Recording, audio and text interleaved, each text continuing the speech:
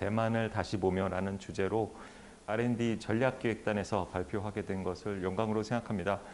그런데 오늘 이 주제를 갖고 발표하게 된 이유를 좀 말씀드리고 싶은데요. 글로벌하게 급속하게 변해가는 정치 경제학적인 이 역학관계가 사실 우리나라에 직접적으로 영향을 미치는 상황이고요. 상당히 중요한 포인트가 아닌가라는 생각이 듭니다. 특히 이 글로벌화 시대에서 어떻게 보면은 자국 중심의, 소위 지역 중심의 또는 블록화된 사회로 가고 있는 큰 트렌드에 있지 않나 생각을 해서 오늘 과학기술 패권, 좀 정치경제학적인 주제죠. 저는 사실 정치학을 별로 안 좋아합니다만 정치경제학적인 주제를 갖고 오늘 아이디어를 공유했으면 합니다.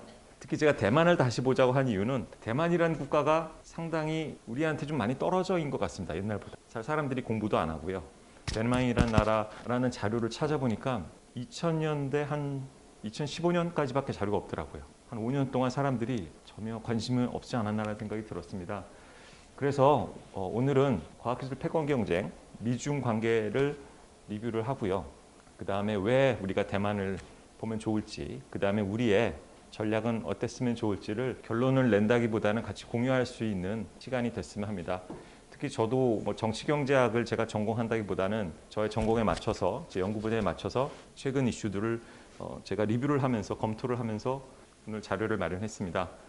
이 첫 번째가 글로벌 패권의 역사인데요.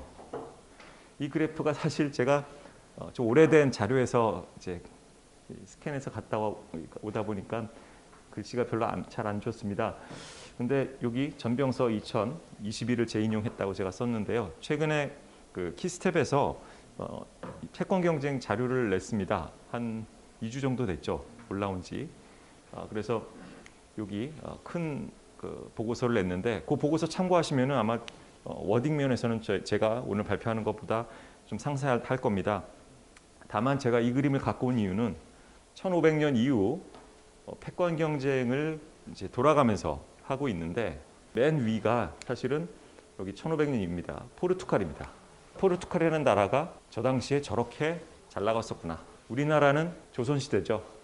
임진왜란 시대고 임진왜란 때고 그때 우리나라 포르투갈이 어떤 나라인지 모르지 않았습니까? 그 다음이 이제 네덜란드입니다. 네덜란드. 뭐 지금 뭐 네덜란드 우리 히딩크 때문에 너무 잘하는데요. 축구 너무 잘하고요. 네덜란드 유명한 회사가 뭐지? 라고 하면은 뭐 필립스. 또 생각나시는 회사 있습니까? 네덜란드에서 쉘, 로얄 더치 쉘. 뭐 글로벌 회사죠. 사실은 원류는 네덜란드입니다. 쉘이라는 회사 같은 경우. 그럼 네덜란드 경제가 뭐가 유명하지? 뭐가 잘 되고 있지? 하면은 튤립밖에 생각 안 나시죠. 그런데 저 때는 세계를 호령했던 나라들입니다. 그럼 지금의 우리나라가 100년 뒤에, 200년 뒤에 어떤 나라일 것인가? 어쩌면은 지금 패권 경쟁에서 우리가 어떻게 대처하느냐가 큰 영향을 줄 수도 있지 않겠냐라는 생각이 듭니다. 뭐 영국, 미국에 대해서는 더 이상 뭐 드릴 말씀이 없고요. 일본이 여기 잠깐 들어가 있죠. 50년. 요거 보고서에서도 나온 워딩입니다. 제가 그래서 갖다 놨는데요. 일본도 우리가 고민해 봐야 되지 않을까 생각합니다. 그래서 제가 일본, 중국을 미국의 GDP 대비 최근 역사를 나온 그림을 가져왔습니다. 이것도 전병서 2021에 있는데요. 이 그림이 제가 인상 깊었던 이유는 전병서 씨가 다양한 해석을 하고 계시지만 이 부분입니다. 85년 프라자 합의가 사실은 일본 경제에 잃어버린 20년을 갖고 오게 된 큰 사건이다라고 많은 학자들이 공통적으로 얘기하고 있습니다. 그런데 핵심은 여기죠. 71%. 전병서 씨가 이 그림을 그리면서 얘기한 게 미국이라는 나라가 자기의 패권을 유지하는 데 있어서 기준으로 삼는 것들이 있습니다. 그게 미국 GDP 대비 경쟁자가 70%까지 쫓아왔을 때라는 얘기를 해요. 그게 중국이 언제냐? 요즘이란 얘기죠. 중국이 이제 67%, 이제 70% 갑니다. 그래서 미국이 가만 보다가 더 이상 놔두면 안 되겠네? 라는 생각을 하지 않았을까? 라는 의심을 해보고 있고요. 그때마다 사건들이 하나씩 터지는 거죠. 물론 미국이라는 나라는 전 개인적으로는 사실 이미 리만 브라더스 때 망했어야 된다고 생각합니다. 그럼 뭐 다 공감하는 것일 텐데 미국이 망하지 않는 이유는 기축통화를 갖고 있었었죠. 화폐를 무한대로 발행을 하면서 미국의 부채를 수출했습니다. 어디에? 미국이 중국, 일본, 한국에 수출했죠. 이 세 나라가 미국의 위기를 흡수해 준 거죠. 리만 사태 때. 거기에 지금 10년이 이미 지났습니다. 그래서 중국이 엄청나게 쫓아온 거죠. 미국이 10년 동안 중국을 터치 못한 이유는 리만의 금융위기가 아니었나라는 생각을 해봅니다. 그래서 중국이 그럼 얼마나 무서운가라는 것을 말씀드리고 싶은데요. 제가 말씀 안 드려도 이미 아실 겁니다. 그런데 공유하고 싶은 정보가 자료가 있어서 갖고 왔습니다. 요거는 니케이 신문 있지 않습니까? 언론사에서 자기 웹사이트에 올려놓은 정보입니다. 제가 일본 거를 갖고 온 이유가 우리나라에서 분석해서 우리가 어려워요, 중국이 무서워요가 아니라 일본이 무서워요, 일본이 중국 큰일 났어요 라고 한 자료입니다. 그래서 일본이 10개 첨단 분야 특허 출원을 조사했습니다. 다 아는 분야입니다. AI, 퀀텀 컴퓨팅 등등, 자율주행, 블록체인, 사이버 시큐리티 다 이런 10개 분야를 뽑아서요. 연도별로 특허 순위 분석을 합니다. 2000년 보시죠. 일본, 미국이 주도하고 있죠. 중국은 잘 찾아보기 힘듭니다. 20년 전 얘기입니다. 여기에 독일, 캐나다, 유럽들, 한국 약간씩 있죠. 이게 삼성, LG 그 정도입니다. 2010년 변화가 있다가 여기 좀씩 일본이 떨어져 나가죠. 미국이 2010년도에 아직도 우리는 건재해라고 자만했던 시절. 그리고 2017년 중국이 부상을 합니다. 물론 중국이 2010년도에 중간중간 올라오기 시작하죠. 그럼 중국은 어떻게 이렇게 하느냐? 과연 양이 질을 변화시킬 수가 있을까? 이정동 교수님의 축척의 시간이나 축척의 길이나 다 보시면 아시겠지만 중국이 양으로 질을 변화시키려고 노력하고 있죠. 같은 지금 이 시점에도 수천 개의 실험을 하고 있을 겁니다. 수천 개도 적을 수 있습니다. 수만 개의 실험을 중국에서 하고 있을 겁니다. 특허 출원 수만 봐도 이미 말씀드릴 필요가 없고요. 특히 여기 R&D 지출 국가별 비교만 보면은 파란색이 중국입니다. 노란색이 미국이고요. 나머지 그림이야 제가 한국을 넣습니다만, 요 제가 만든 그래프인데 넣습니다만 이제 양쪽으로는 어떻게 할 수가 없죠. 미국을 양쪽으로도 앞질려는 중국이 되고 있습니다. 이 그림을 많이 보셨을 텐데요. 여기에 추가로 들어가는 게 5G 기술입니다. 우리나라가 최초로 5G 기술을 했다고 자랑 많이 했었죠. 2차 관실에서 민원기 총장님 지금 민원기 그 당시 실장님 차관님 하실 때 5G를 엄청 드라이브를 거셨습니다. 그리고 세계 최초 우리가 자랑을 했죠. 그런데 세계 표준 특허로 보면은 우리나라도 물론 있습니다만 삼성, LG 그때 열심히 해서 화웨이가 넘버원입니다. 그리고 여기 GTE도 있고요. 여기 중국 제3업체도 있습니다. 이만큼 중국이라는 나라가 5G에서 화웨이를 필두로 해서 통신 기술로도 엄청난 발전을 이루었죠. 그래서 미국이 화웨이를 제재하기 시작합니다. 그리고 미국은 벌써 6G로 넘어가죠. 왜냐? 5G는 이미 졌다고 판단하는 게 아닌가 생각이 들고요. 다만 우리나라 많이 쫓아가고 있습니다. 6G도 이제 우리도 시작을 한다고 하죠. 근데 모르겠습니다. 어떻게 될지. 그럼 미국은 어떠냐? 아직도 미국 건재한가라고 봤을 때 제가 두 개 그림을 갖고 왔습니다. 하나는 논문 쪽입니다. 논문 보시면 화학, 재료, 여기 계산기, 수학, 물리학, 공학. 그래서 중국은 기초과학 쪽에 상당히 논문, SCI 논문입니다. 클라리베이트에서 나온 자료고요. 미국은 바이오 쪽입니다. 임상, 생명, 환경, 지구. 그리고 NSF에는 이제 지구까지 있죠.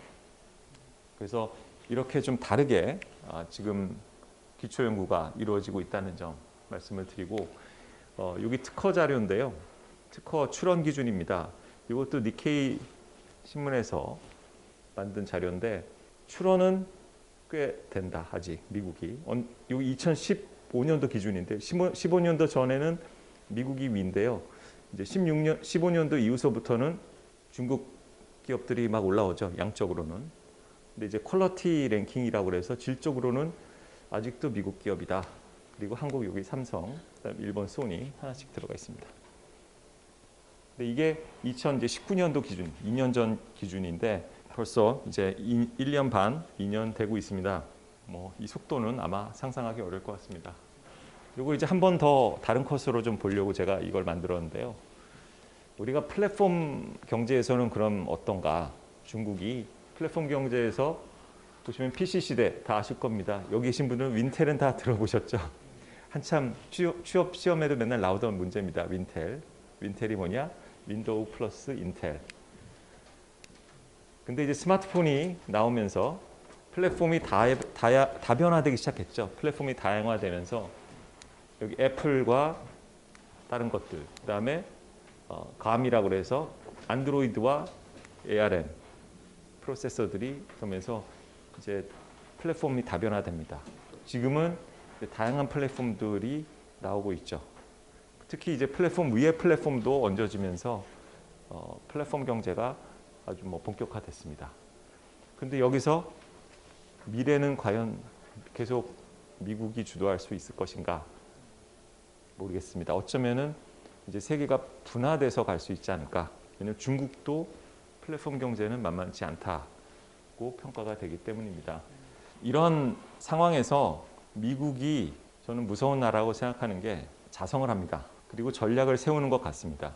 제가 최근에 가장 감명 깊게 본 보고서입니다. 미국에서 나오는 보고서 중에 자만하면 위험하다. 여기 제가 어둡게 돼 있는데요. 이 자유여신상 이렇게 들고 있는 이렇게 자유여신상이 딱 있으면서 미국 과학기술예술한림원에서 발행한 보고서입니다. 아시겠지만 미국의 한림원은 정부 조직입니다. 정부 펀딩을 전적으로 받고 있고요. 보시면 핵심은 이겁니다. 모든 지표가 중국에 추격당하거나 뒤처지기 시작했다. 우리가 너무 자만했다. 그러면서 이 그래프를 여기 지금 제가 7개 한꺼번에 이거 그대로 갖고 왔는데요. GDP, 빨간 게 중국입니다. 파란 게 미국이고 GDP 다 왔고요. 그 다음에 요 연구개발 지출, 그 다음에 특허, 그 다음에 여기 더 중요한 게 밑에입니다. 인력 양성 쪽. 인력 양성 쪽에 소위 여기 논문 수고요. 그 다음에 여기 학위, 취득자, 그 다음에 박사, 연구자 다 중국이 추월하고 있다. 그래서 마지막에 어떤 그래프를 그리느냐? 이 그래프를 그립니다. 이 그래프가 뭐냐? 여기까지가 여기 왼쪽 이게 1975년도입니다. 75년도 이전에는 이제 미국이 급격하게 R&D를 늘려왔겠죠. 5, 60년대. 근데 쭉 가다가 여기 90년대에 와서 R&D가 떨어집니다. 그러다가 2000년대 IT 붐 때문에 잠깐 올라가죠. 기초연구입니다. 기초연구. 그러다가 여기서 또 떨어지다가 반짝 솟습니다. 근데 여기 또 떨어지는데 이게 리만 브라더스 때입니다. 리만 사태. 그러니까 미국이 위기 때마다 R&D를 줄여왔어요. 정부가. 그리고 요 선이 있습니다. 요 점선. 이게 밤색 선인데요. 이 선이 뭐냐 하면은 정부가 지금의 기조대로 국회의 준칙에 맞춰서 기초연구 예산을 잡는다면은 미국의 기초연구 예산은 이렇게 될 것이다 라는 거고요. 그 다음에 요거는 우리가 보통 그냥 컨스턴트하게 갔을 때 시뮬레이션을 합니다. 그리고 노란 건 아주 공격적으로 우리가 투자를 늘린다고 했을 때. 근데 그 공격적인 게 뭐냐? 통상 압력을 가했느냐? 언론에 그렇게 많이 비춰지고 있죠. 자기 정치적 이해관계를 위해서. 그런데 National Security Strategy라는 보고서가 2017년도에 나옵니다. 2017년도에 보고서가 나왔다는 얘기는 사실 2015년도부터 준비가 됐다는 얘기예요. 트럼프 이전서부터 사실은 준비가 됐었는데 이 보고서가 17년도에 나왔고요. 그 다음 보고서 Threat to the U.S. Research Enterprises라는 보고서가 18년도에 나옵니다. 20년도에는 대통령의 이니셔티브로 지금은 얼마 전에 행정명령이 나왔습니다만 제가 행정명령까지는 안 담았지만 이렇게 매년 체계적으로 중국에 대한 분석, 견제가 이루어졌다는 점이죠. 그래서 트럼프가 되든 바이든이 되든 중국에 대한 전략은 똑같을 수밖에 없거나 또 강화될 수밖에 없다라는 생각을 들게 합니다. 특히 여기 보시면 쿼드 많이 들어보셨죠? 제가 뭐 위에는 제가 말씀드릴 것도 없고 쿼드, 미국, 호주, 일본, 인도 거기에 한국 보고 들어오라고 하고 있죠. 한국이 망설이고 있습니다. 이러지도 못하고 저러지도 못하고. 그런데 그 문건 제가 좀 전 문건 바로 대통령이 이니셔티브로 낸 문건에서 보면 어떻게 나와 있느냐. 원문을 읽어드릴게요. The U.S. will engage industrialized democracies. 민주화된 사회. 산업화되고 민주화된 사회. 그러니까 중국은 데모크라시가 아니란 얘기예요.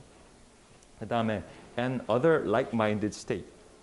미국과 생각이 같은 나라를 자기네들의 동맹으로 만들고 defend against economic aggression. 이게 중국입니다. economic aggression.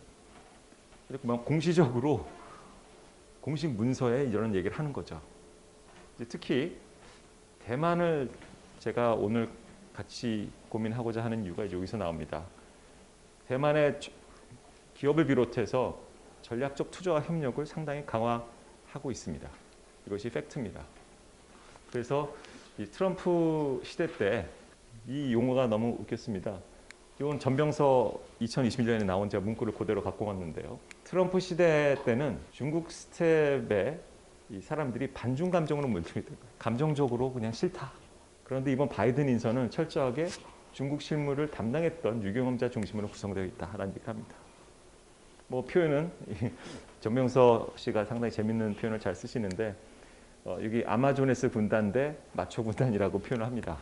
그래서 바이든의 핵심 포스트는 대중국 핵심 포스트는 다 여성이자 여성과 소위 중국의 피가 흐르는 특히 대만 출신의 오리지널리티가 중국인 사람들로 짜여져 있습니다. 적을 알고 나를 알자는 얘기죠. 특히 밑에 부분 중국이 미국을 잡기 위해서 크게 4개 네트워크, 클린 네트워크 이게 바이든은 친환청부죠. 그다음에 쿼드 아까 말씀드린 그다음에 EPN 경제 네트워크 그다음에 미사일이야 군사적인 거라서 미국은 이제 동맹을 써서 중국을 고립시키는 것으로 가는 게 아닌가라는 얘기를 하고 있습니다. 그런데 다른 학자들 특히 백서인 박사님 같은 분은 쉽지만은 않다. 미국도 얽힌 게 너무 많아서 어려운 얘기다라는 얘기를 하고 있습니다. 특히 이제 퀄컴 얘기를 하고 있는데요. 뭐 그럼에도 불구하고 미국이 자기의 패권을 유지하기 위한 활동을 계속하지 않겠냐라는 생각이 듭니다. 그래서 이건 일자를 제가 참고로 정리해 드렸고요. 이것도 미국 상무부에서 나온 통상성이죠. 나온 자료입니다. 그래서 이런 거 참고로 보시면 될 것 같고요. 그럼 중국은 가만히 있느냐? 가만히 있지 않고 있죠. 상당한 많은 노력을 하고 있는데요. 뭐 R&D도 직접적으로 제가 이건 사례입니다만 R&D를 원천 기술 개발하고 있고요. 그다음에 화웨이 열심히 하고 있습니다만 최근에 많은 어려움이 있다고 언론에서 나오고 있죠. 그렇지만 내수 시장, 특히 BAT라고 바이두, 알리바바, 텐센트 물론 미국을 어떻게 보면 대응하기 위해서 중국도 많은 움직임이 있다는 점. 이 자료는 삼성증권에서 나온 자료입니다. 그래서 삼성증권에서 단기, 중기 전망으로 미국의 중국 제재가 어떻게 될 것인가를 좀 스토리 시뮬레이션을 해본 것 같은데 상당히 재밌어서 잘 정리가 돼 있어서 한번 갖고 왔습니다. 특히 이 반도체와 화웨이 관련된 거는 어쩌면 미국이 성공할 수 있을지도 모르겠지만 플랫폼 경제는 중국의 내수 시장이 있기 때문에 제한적이지 않겠냐라는 얘기를 하고 있습니다.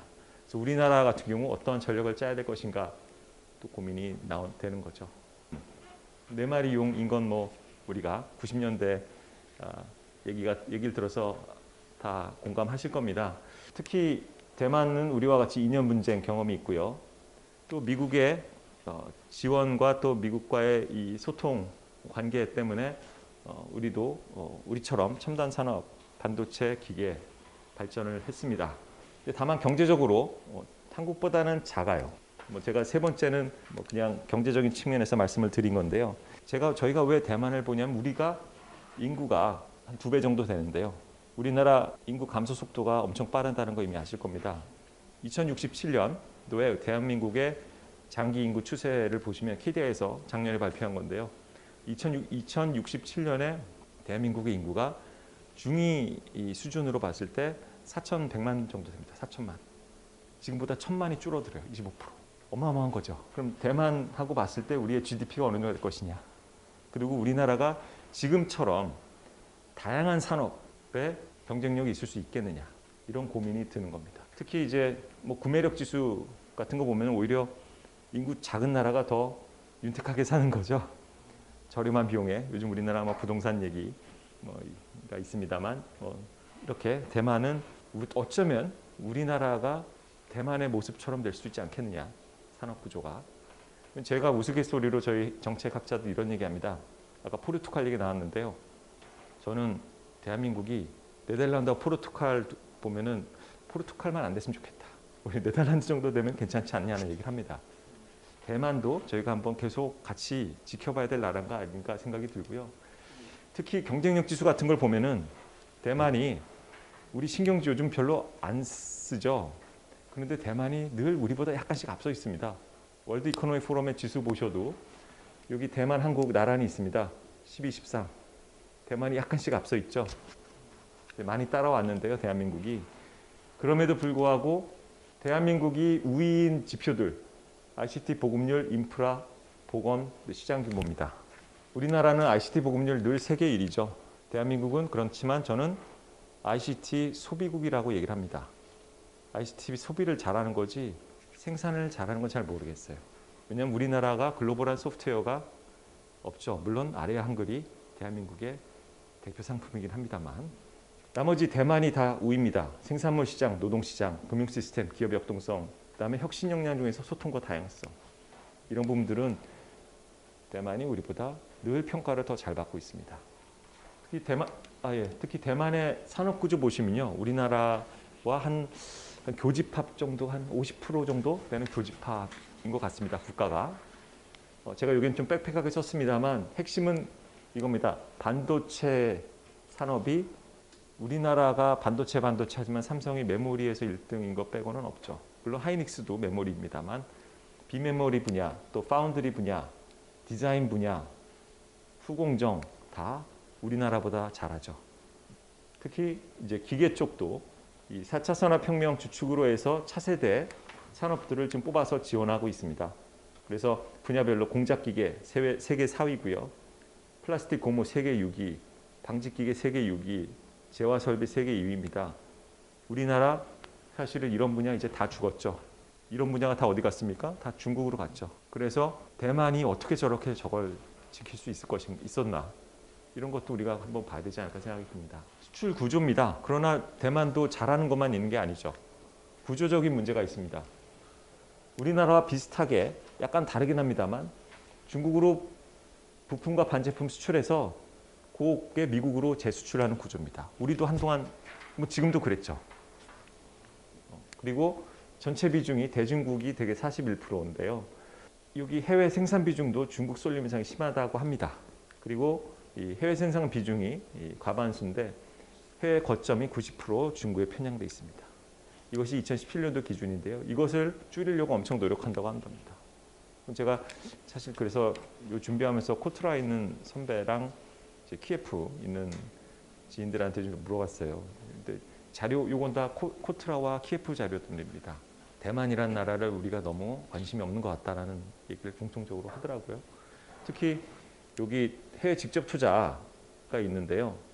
전체 44%가 대중국인데 이 중국을 해외 투자를 하지만 요즘 관리에 들어갔답니다. 그래서 중국에 대한 직접 투자 엄청 줄이고 있고 자기의 이제 의존도를 낮추려는 것이 상당히 진전이 됐다고 합니다. 또 재미있는 거는 정치적인 리스크입니다. 양안관계라는 용어가 있는데요. 우리나라에서는 잘 안 쓰는 용어인데 중국에서는 이제 민진당과 민주진보당이죠. 민진당과 국민당이 있습니다. 근데 재미있게도 민진당은 중국으로서 독립을 주장을 해요. 자주권을 얘기를 하고 국민당, 사실 국민당이 장개석 정부죠. 처음 중국에서 이제 모태통한테 밀려서 이제 넘어간 그룹인데 중국과 협력을 강조합니다. 우리나라랑 좀 반대인가요? 네. 그래서 좀 재밌습니다만 하여튼 정권 리스크가 있다. 점. 그래서 기업들은 계속 요구를 합니다. 이 양화관계에 대해서 좀 안정적으로 해달라. 특히 이 제조업 분야, 뭐 에너지, 원자재, 우리나라도 마찬가지죠. 에너지 중요한데 지금은 좀 하여튼 다른 상황이고요. 이 양화관계가 늘 탑3 안에 있습니다. 산업계 요구사항 중에서. 그래서 정치 쪽으로 요구를 한다. 점이고요. 그다음에 이 이제 미통상 분쟁에 따른 미중 통상 분쟁에 따른 걱정을 대만이 엄청나게 해서 지금 어떻게 보면 리스크 줄이는 작전으로 들어간 거죠. 그래서 중국산 수입품 관세를 부과한다고 하니까 그 다음서부터 이제 전면적으로 중국에 대한 의존도를 줄이기 시작합니다. 그러면서 이제 신남방 정책으로 위기를 돌파하려고 하죠. 우리나라도 신남방 정책 문재인 대통령이 발표했죠. 제가 뭐 그 팔로우업은 못했습니다만 대만도 아세안 국가 중심으로 나가고 있습니다. 그래서 중국에서 했던 공장들 다 옮기고 있고요. 삼성전자도 나왔죠. 중국에서 나왔고 특히 이제 인적 교류와 호혜 협력 관계를 적극적으로 쌓으려고 노력한다는 점. 특히 이렇게 그래프 보시면은 사진 보시면 이렇게 지금 구분해서 관리하고 있습니다. 대만 정부가 상당히 사활을 걸고 작업하고 있는 게 아닌가라고 생각이 듭니다. 또 글로벌 기업가 정신으로 위기를 극복하려는 것 같습니다. 글로벌 기업가 정신이라고 하면 뭐냐라고 물어보실 수가 있는데요. 이런 기구가 있습니다. 세계 기업가 정신 발전 기구, 제다이라고 하는데 여기서 매년 발표합니다만 이제 2018년도 기업가 정신 지수에서 아시아 2위입니다. 대만이 1위가 어디냐? 홍콩입니다. 홍콩이 1위고 2위가 대만인데 홍콩은 사실 별 의미가 없죠 요즘. 그래서 대만이 사실은 아시아 넘버원이 아닌가 생각이 들고 세계 18위입니다. 대한민국은 지금 24위에 랭킹돼 있습니다. 그런데 이제 여기 아시아의 실리콘밸리를 목표로 하고 있고요. 특히 인공지능 분야 스타트업 설립 지원과 그다음에 사물 인터넷 분야, 특히 기계와 맞물린 융합 기술을 엄청나게 투자를 하려고 합니다. 물론 금액을 보시면 우리나라 R&D보다는 작습니다. 분명히. 근데 비중으로 봤을 때는 엄청 높은 거죠. 근데 대만에 좀 부러운 점이 하나 있습니다. 대만의 부러운 점은 뭐 저도 제가 이제 카네기 멜론에 있을 때 대만 친구들도 있었는데 그게 좀 좋은 건지 나쁜 건지 모르겠지만 대만 친구들은 다 영어 이름을 하나씩 갖고 있어요. 저는 그냥 한국 이름을 썼는데 제가 친했던 애가 지미라는 애, 그다음에 토니 뭐 이런 친구들이 있는데 얘네들은 미국 오면은 다 이름 하나씩 만들고요. 이렇게 미국 사회에 어떻게 보면은 적응하려고 하는 그런 게 되게 많은 것 같아요. 물론 요즘은 어떤지 모르겠습니다. 메인랜드 차이나 애들은 요즘은 또 돌아간다고 하는데 대만에서는 이렇게 계속 미국 사회에 뿌리를 두려는 어떤 뭐 자세가 있는 것 같습니다.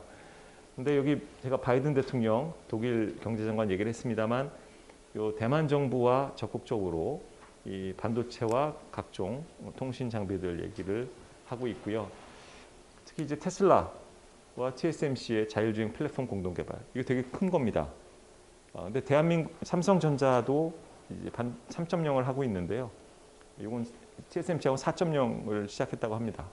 이거는 뭐 언론에도 많이 나온 얘기고요. 또 글로벌한 대만 네트워크가 참 부럽더라고요. 여기 AMD CEO 리사 수, 그다음에 엔비디아 창업자 젠슨 황 이런 친구들이 사실은 또 자기 후세대들 창업 지원도 해주고 투자도 해주고 이런 것들이 좀 대만의 하나의 또 파워가 아닌가 생각을 해봅니다. 그리고 거기에 따라서 직접 투자도 하고 있는데요. 특히 최근에 미국 마이크론이 이노테라라는 회사에 투자를 했고요. 네덜란드 회사가 또 HMI 인수를 했습니다. 그리고 중국 자본의 직접 투자도 허용을 했는데 이거는 중국에 소위 먹히는 걸 두려워해서 상당히 이제 비중을 제한하고 있습니다. 영향력은 없다고 얘기를 하네요.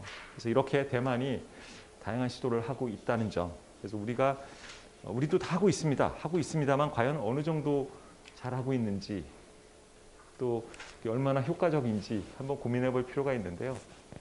저희가 우리는 어떻게 할까라는 고민에서 자료를 찾은 것 중에 하나가 여기 이제 글로벌 밸류 체인 디벨롭먼트 리포트입니다. 이 리포트 보신 분들도 계실 텐데요. 여기가 이제 한번 소위 국경 간 거래를 했을 때, 국가 간 거래했을 때 ICT 분야입니다. 이 분야별로 몇 개씩 나와 있는데 분야 보시면 2000년대 대한민국은 어디냐면 여기 있습니다. 미국 옆에. 대만 어디 있냐? 대만은 여기 있습니다. 타이페이. 2000년대는 한국하고 대만하고 구조가 비슷했어요. 지금 한국은 여기 있습니다. 중국. 그럼 타이페이는 어디 있냐? 타이페이도 여기 있죠. 중국하고 지금 이렇게 돼서 이렇게 가는 구조입니다. 한 번 거래할 때 1회 거래한 건데요. 이거는 이제 2번 이상 거래했을 때 2000년대 한국은 대만을 거쳐서 미국을 거쳐. 근데 지금 여기 한국은 이제 미국하고의 고리가 없습니다. 물론 다른 분야는 고리가 있는 것도 있습니다. 근데 ICT 분야는 이제 미국하고는 많이 떨어져 있다. 그랬을 때 제가 최계영 박사님의 말을 좀 인용했는데요. 그럼 우리가 ICT 분야뿐만 아니라 다른 분야도 봐야 되겠지만 이제 굳이 본다면 한번 고민해 볼 필요가 있지 않을까? 우리의 소위 글로벌 밸류 체인에 대해서. 그래서 양진영이 블록화된다면 우리가 어떻게 할 것인가? 특히 이제 지도상으로 보면 이제 중국과 소위 이쪽 러시아까지 갈지 모르겠습니다만 어찌됐건 이 쿼드 쪽하고 이제 이 중국 쪽하고 크게 갈라질 가능성이 높다라는 생각이 들고요. 그런 점을 지금 여기다 써놓은 겁니다. 벤처 투자까지 분리가 되고 상이한 프로토콜이 블록화될 수 있는 상황이지 않을까 생각이 들고, 그럼 이제 국제 정치를 좀 냉정하게 봐야 되지 않겠느냐라는 얘기를 하는데요. 제가 아는 분 중에 이제 이충근 교수님이라고 옛날 이대 계시다가 최근에 유튜버로 많이 뜨셨죠. 이충근 교수님의 얘기에 사실은 요 몇 가지 제가 또 따온 게 있습니다. 이제 국제 정치는 정치입니다. 죄송합니다. 상당히 냉혹한 현실 인식을 바탕으로 해야 된다. 이런 점을 미국에서 국제 정치 공부하신 분들이 말씀을 하시는데요. 어려운 얘기죠. 원칙이가 패권 경쟁에 승리할 편에 서야 된다. 누가 승리할지 모르는데 승리할 편에 서자. 근데 참 어려운 얘기입니다. 그럼 당장 10년, 20년에 미국이 잘 된다고 해서 우리가 계속 미국하고 가야 되느냐? 만약에 3, 40년 뒤에 중국이 패권 잡으면 어떡하느냐? 이런 어려운 얘기가 있습니다. 다만 이제 우리가 기술적으로 기술력이 있고 어느 나라든 대한민국이 필요로 하는 인적 자원이 있는 상황이라면은 우리가 그래도 좀 목소리를 낼 수 있지 않을까라는 생각이 들었고요. 이 패권 경쟁에서 우리가 결국은 우리의 역량을 갖고 있어야지만 휘둘리지 않고 살아남을 수 있지 않을까라는 생각을 해봅니다. 그래서 제가 이렇게 한 30분 동안 좀 말씀을 드렸습니다만 대만을 한 가지 우리가 그냥 벤치마킹 할 수 있는 대상으로 생각하고 지속적으로 관심을 갖고 보는 것이 우리한테 시사점을 줄지 않을까라는 생각으로 오늘 발표 마무리하도록 하겠습니다. 네, 감사합니다.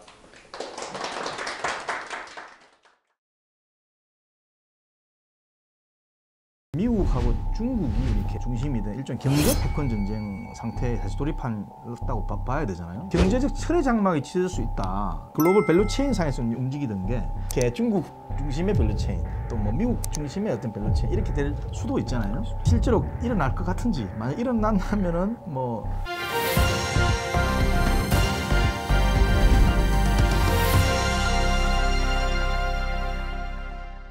네, 반갑습니다.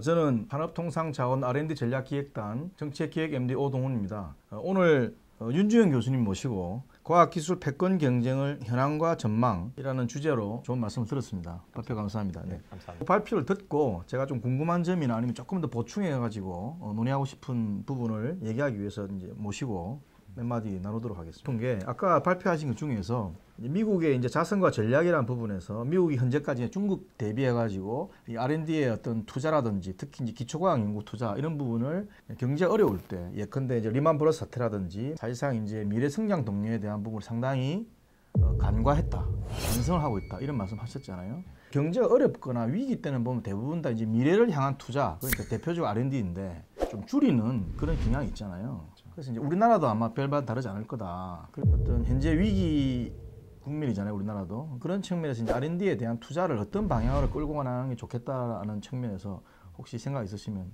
한 말씀 해주시죠. 네. 우리나라 R&D 투자는 역사적으로 보시면요, IMF 위기 때 사실 데이터를 보시면 안 줄였습니다. 저도 데이터를 보면서 놀라웠는데요. 미국이나 다른 유럽 국가들은 경제 위기가 오면 R&D를 줄이거든요. 우리나라는 근데 그때 우연인지 운명인지 필연인지 모르겠습니다만 안 줄이고 그냥 가자라고 했어요. 그게 지금의 어떤 우리의 경제 번영을 갖고 왔지 않고 또 다른 얘기지만 R&D라는 것의 속성이 본질이 장기적이고 안정적인 지원이잖아요. 경제 상황에 따라서 너무 갑자기 줄이고 이러면은 거기 생태계가 완전히 붕괴가 되죠. 네네네. R&D는 그 금액 규모를 떠나서 안정적이고 장기적인 안목을 갖고 정부 지원을 설계하고 추진하는 것.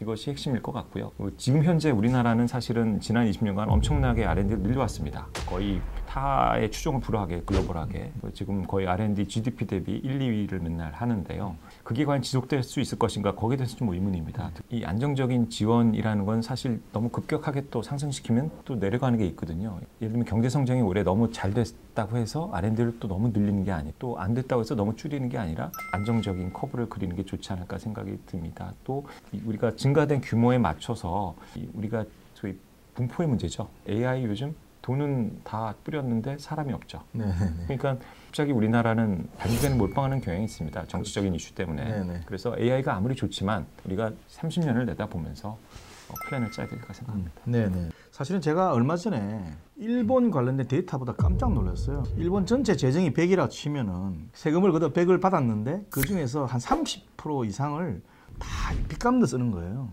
그렇게 하고 나머지 복지 비용 빼고 나면은 실질적으로 일본 정부에 쓸 수 있는 가용 예산이 30몇 %밖에 안 돼요. 이게 제가 볼 때는 우리나라 앞날 비슷하게 보이는 거예요. 왜냐하면 우리나라도 초고령 사회로 되고 있죠.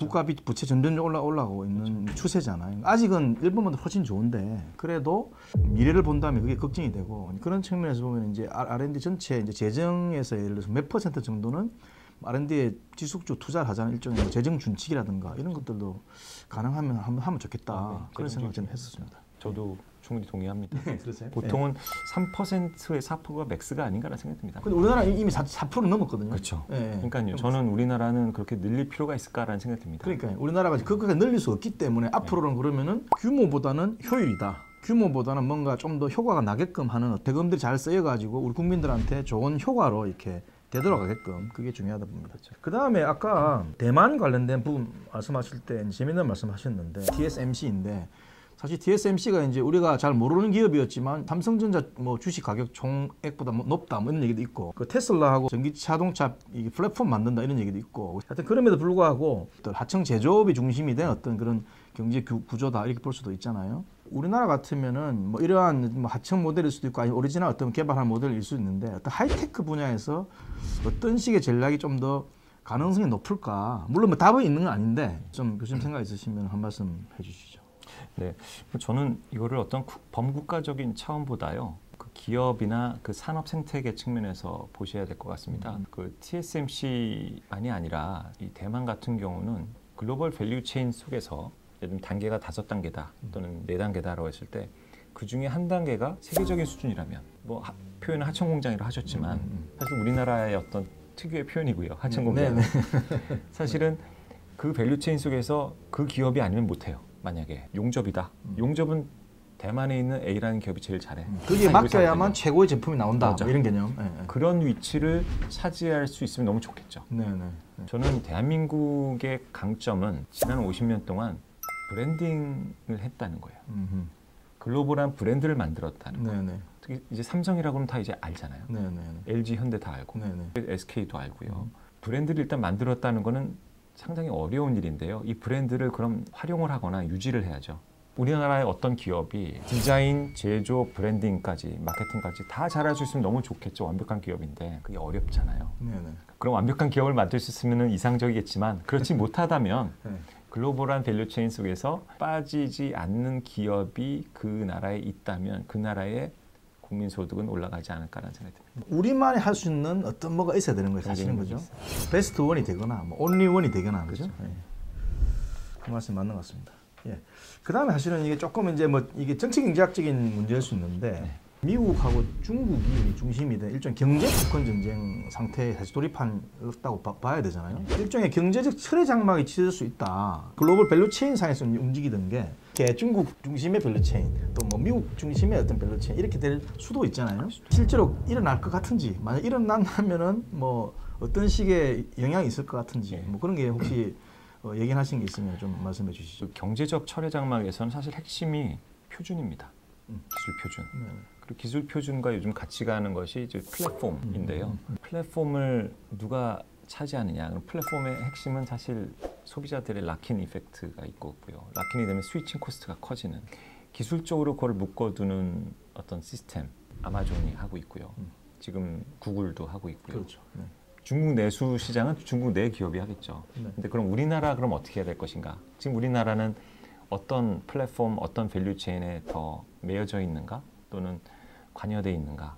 최소한 내가 우군과 협력사와 개방적으로 내 기술을 공유하고 그와 표준을 통해서 소위 시장을 먹어갈 수 있는 표현은 좀 그렇습니다. 시장을 같이 가져갈 수 있는 그런 전략이 우리는 더 필요하지 않을까? 우리는 이제 협력적 관계를 더 가져가야 되겠죠. 네, 지금까지 말씀 잘 들었고요. 그럼 마지막으로 과학기술 패권 경쟁이라는 측면에서 우리가 전략이 뭐냐 이런 생각을 해볼 수가 있는데 사실 전체적인 이 글로벌 밸류체인에서 사실은 관문, 그러니까 글로벌 공급망상의 관문을 우리가 뭔가 확보를 해야 좋은 위치를 점할 수 있다. 이렇게 아까 말씀을 주셨는데 그 부분을 조금 더 이제 보충해 설명해 주시면 고맙겠습니다. 국제 정치에서 쓰는 개념적인 용어를 제가 쓴 겁니다. 이 관문이라는 것이 예를 들면 옛날에 우리가 1900년대 초반 사실은 국제사회에서 대한민국이라는 나라는 소외됐었거든요. 그것을 일본이라는 나라가 소위 패권 가진 국가들하고 친해지면서 대한민국이라는 어떤 지리적인, 지정학적인 위치를 차지한 거죠. 만주까지, 심지어 중국의 일부까지. 관문이 지리적인 위치였습니다. 물리적인 위치.